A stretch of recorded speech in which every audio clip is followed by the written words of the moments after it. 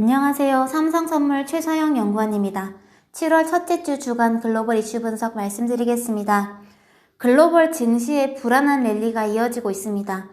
코로나 확산 우려 그리고 홍콩을 둘러싼 미중 간 갈등이 우려를 높이곤 있지만 예상보다 긍정적인 경제 지표들 발표 그리고 순조롭게 진행이 되는 듯한 치료제 개발에 대한 기대는 심리를 받쳐주고 있습니다.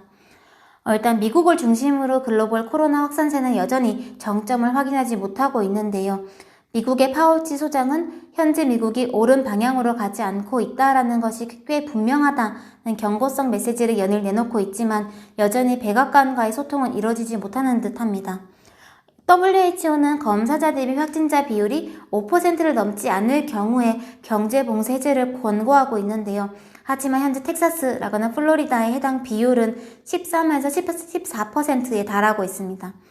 그나마 다행인 점은 확진자가 급증했던 공화당 주지사 지역들 중 일부에서 이 마스크 착용이라거나 거리두기 조치 강화들이 발표되고 있다는 점인데요.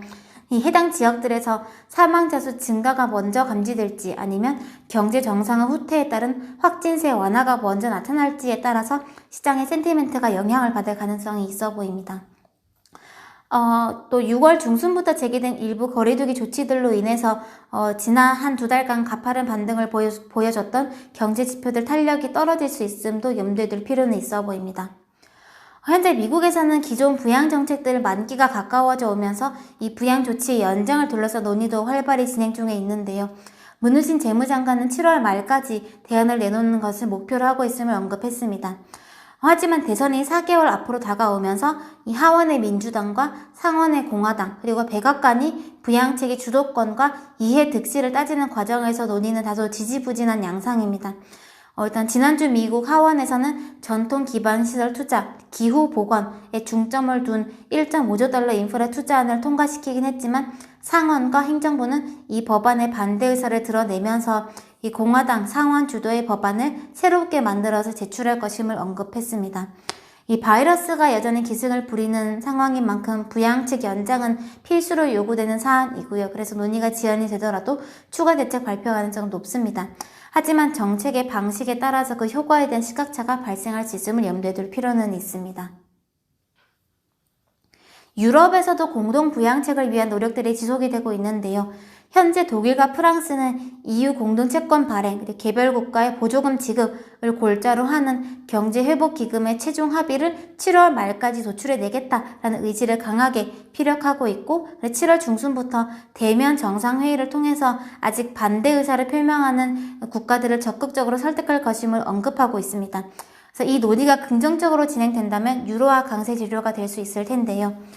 또 지난 5월 초에 독일 헌법재판소가 ECB의 이 국채 매입 정책의 정당성을 3개월 내에 입증하지 못한다면 이 독일 중앙은행의 참여를 중단토록 하겠다라는 판결을 내린 적이 있었는데 당시에 이 개별 국가의 요구에 응하지 않겠다라면서 불편함을 드러냈던 ECB가 독일 헌재가 요구한 모든 자료를 제공했다라고 최근 밝혔고요.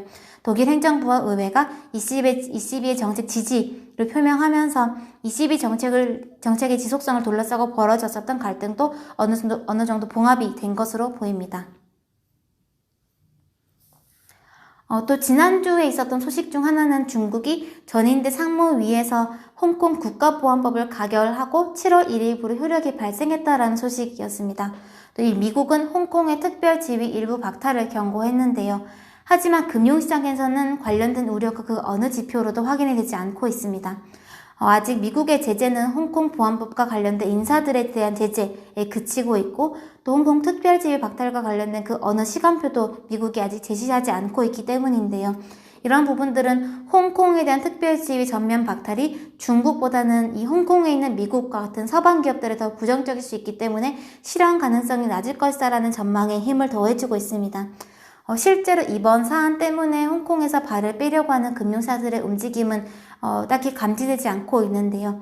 홍콩을 둘러싼 변화는 갑작스럽게 진행이 되기보다는 중장기적으로 천천히 진행될 가능성이 높아 보입니다. 미국 고용보고서가 또 한 번 서프라이즈를 기록했습니다.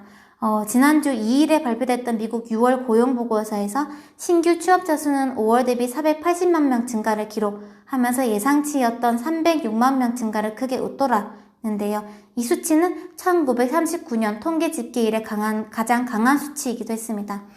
지금까지 미국에서 코로나로 인해서 일자리를 잃은 총 인구인 2,200만 명 중에 약 33%인 750만 명이 일자리로 다시 되돌아왔고요. 또 실업률도 예상치였던 12.5%보다 긍정적인 11.1%를 기록했습니다. 하지만 이 고용 호조로 급등 개장했던 증시는 이 개선세가 눈에 띄게 줄어들고 있는 주간 실업수당 청구 건수와 또 처음으로 5만 명대를 넘어섰던 이래 신규 확진자 수 발표 영향으로 상승폭을 대부분 반납하면서 마감했는데요. 그 두 가지 요인은 이번 고용보고서에 반영되지 않았을 악재를 상기시키는 소식들이었기 때문입니다. 이 고용보고서는 보통 해당 월 중반쯤을 기준으로 작성이 되기 때문에 6월 중반 이후에 재개됐던 코로나에 대한 경계, 일부 주정부들의 경제 재봉쇄 발표 등은 반영되지 않은 보고서입니다. 그래서 다음 고용지표의 회복 탄력이 떨어지거나 주간 실업 청구 건수가 증가한다면 경기의 정상화 속도에 대한 의구심이 제기될 수 있기 때문에 경계를 좀 가질 필요가 있어 보입니다. 또 미국 의회에서는 7월 말에 종료 예정인 연방정부의 실업수당 연장 관련된 견해차가 쉽게 좁혀지지 않고 있는 상황입니다. 일단 행정부와 공화당은 이 실업수당이 일자리로 돌아갈 요인을 저해하고 있기 때문에 지원금을 크게 줄이거나 없애기를 주장하고 있는 반면에 민주당은 내년 1월까지 연장을 주장하고 있는데요. 단 연준의 파월 의장은 민주당의 견해에 힘을 싣고 있습니다. 그 이유는 이 가장 마지막까지 실업자로 남는 계층이 주로 취약계층이기 때문이기도 하지만 이 실업자가 실업수당을 받기 위해서는 일자리를 계속 찾고 있음을 증명해야 하기 때문에 이 실업수당은 사람들이 일자리로 돌아가는 것을 포기하지 않게끔 독려하는 수단이기 때문입니다. 파월 의장은 지금까지 실업 문제에서 가장 좋지 않은 것은 일자리를 찾기를 포기하는 사람들이 늘어나는 현상임을 역설해 왔었는데요. 그래서 이런 실업수당의 중요성을 계속해서 강조하고 있는 상황입니다. 또 최근 트럼프는 실업수당보다는 고용시장에 돌아간 사람들에게 인센티브를 주는 방식을 제안하고 있긴 한데요. 최근에 실업 문제는 일하고자 하는 사람이 없는 게 문제가 아니라 당장 일할 수 없는 환경, 기업의 고용 수요 악화가 원인이기 때문에 이런 부분들이 좋은 해법이라 보기는 어렵습니다.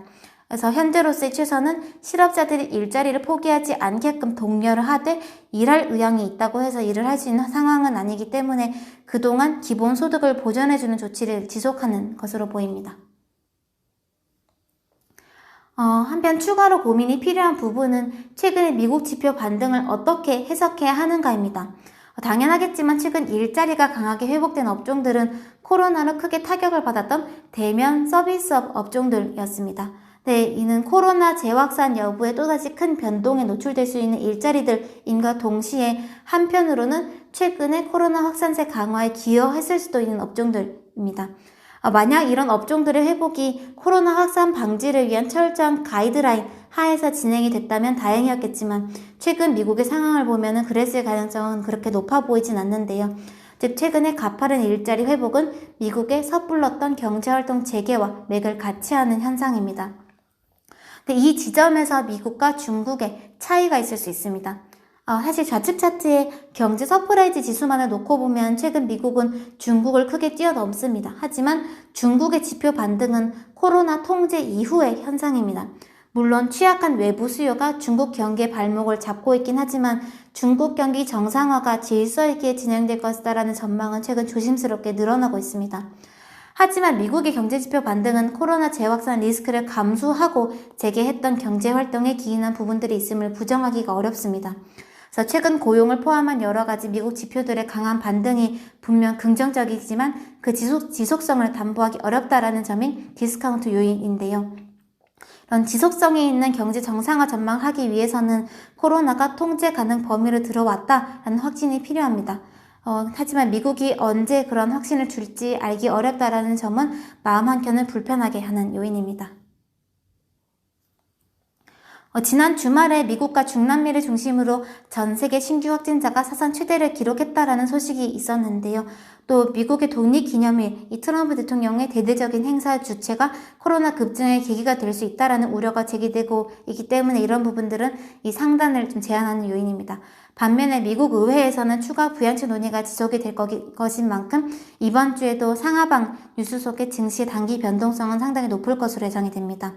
또 미국에서는 이 구인이직 보고서에서 기업들의 구인 수요를 얘기해준 지표를 개인적으로 주시하고 있고요. 중국에서는 6월 PPI, 이 생산자 물가가 저점을 찍고 반등할 경우에 유의미한 경기 회복 기대에 힘을 실어줄 수 있기 때문에 주목되는 지표입니다. 이번 한 주도 시장 대응 잘 하시길 바라겠습니다. 감사합니다.